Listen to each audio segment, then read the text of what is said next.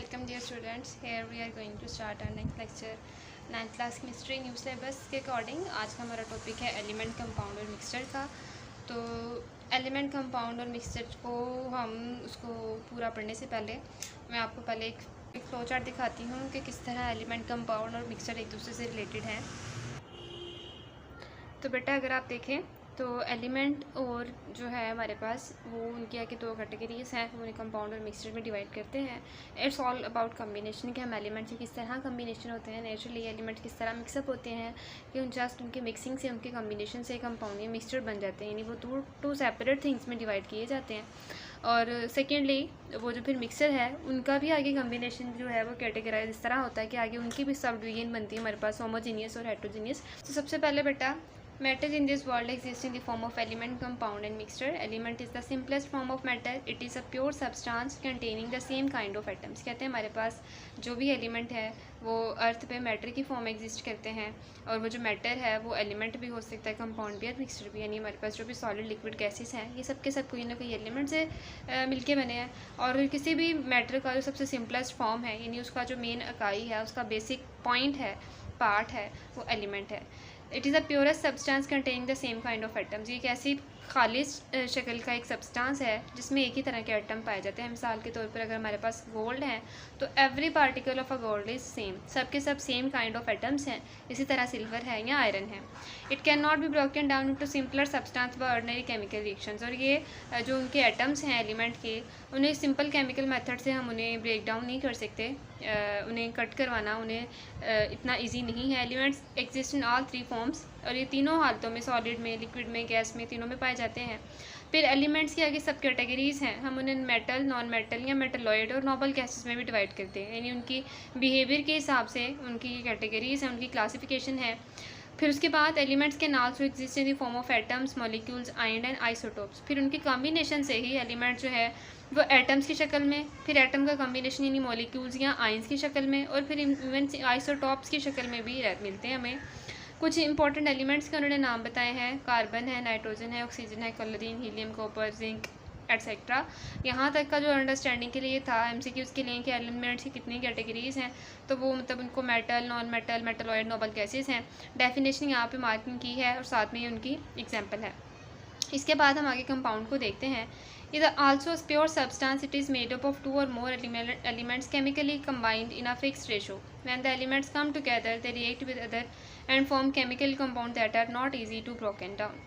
अच्छा बेटा, किसी भी चीज़ का ऐसा एलिमेंट्स का कम्बिनेशन प्योर हालत में कंपाउंड किस तरह बनता है कि अगर हम जो उनको कंबाइन करने के लिए जो हमने पोर्शन लिया है, जो वॉल्यूम लिया है, वो एवरी टाइम क्या है, फिक्स्ड है। मिसाल के तौर पर कि अगर वाटर की एग्जांपल देखें तो वाटर का जो फार्मूला है मॉलिक्यूलर वो है H2O। हमारे पास 2 मॉलिक्यूल्स हैं, एटम्स हैं हाइड्रोजन के, एंड 1 है ऑक्सीजन का। तो एवरी टाइम जब भी पानी की बात होगी तो जो H की जो कंसनट्रेशन है उसका वो 2 है और ऑक्सीजन की क्या है, 1 है। हाइड्रोजन 2 पोर्शंस में है और ऑक्सीजन 1 पोर्शन में है। यानी ये जो उनकी कंसनट्रेशन है वो फिक्स्ड है, उसमें कोई भी चेंज हम कर नहीं सकते। यानी हम H1 एंड O2 या H2 एंड O2 हो तो फिर वो वाटर नहीं होगा, वो ही दूसरा कंपाउंड जनरेट होगा। तो बेटा कंपाउंड की मेन मतलब इसका पॉइंट यही है कि ऐसे केमिकल कम्बिनेशन जिसमें एलिमेंट्स को हम फिक्स रेशो पर मैस में कंबाइन करते हैं, और एवरी टाइम जब भी उस कंपाउंड की बात की जाए तो वो हम उसी पोर्शन में उसको देखें। दूसरी एग्जांपल में अगर हम देखें तो हमारे पास नमक है, कॉमन साल्ट, सोडियम क्लोराइड, तो वो NaCl है, यानी उसमें 1 पोर्शन ऑफ Na है एंड 1 ऑफ Cl है, उनकी 1:1 है। दोनों 50-50 की कॉम्बिनेशन में मौजूद है, और एवरी टाइम कॉमन साल्ट से जनरेट किया जाए या उसको स्टडी किया जाए तो वो 1:1 से ही देखा जाए तो वो कॉमन साल्ट है, अदरवाइज़ वो कोई और कंपाउंड होगा। कंपाउंड का मेन टर्म फिक्स्ड कंपोजिशन के बारे में है। कंपाउंड्स में भी molecular, ionic, metallic and coordinate complexes, यानी उनकी फिर आगे कॉम्बिनेशन से कि वो किस तरह मिलते हैं। वो जो एलिमेंट्स हैं उन्होंने जो अपने फिक्स रेशो पर मैस से कॉम्बिनेशन किया है वो किस बिहेवियर से किया है, उनकी आगे कैटेगरीज बन जाती हैं। इनऑर्गेनिक या ऑर्गेनिक इन नेचर भी होते हैं। इसी एग्जांपल में हम देखें तो पानी है हमारे पास, अमोनिया है, मीथेन है, कार्बन डाइऑक्साइड है, ये सारे के सारे इंपॉर्टेंट केमिकल कंपाउंड्स हैं।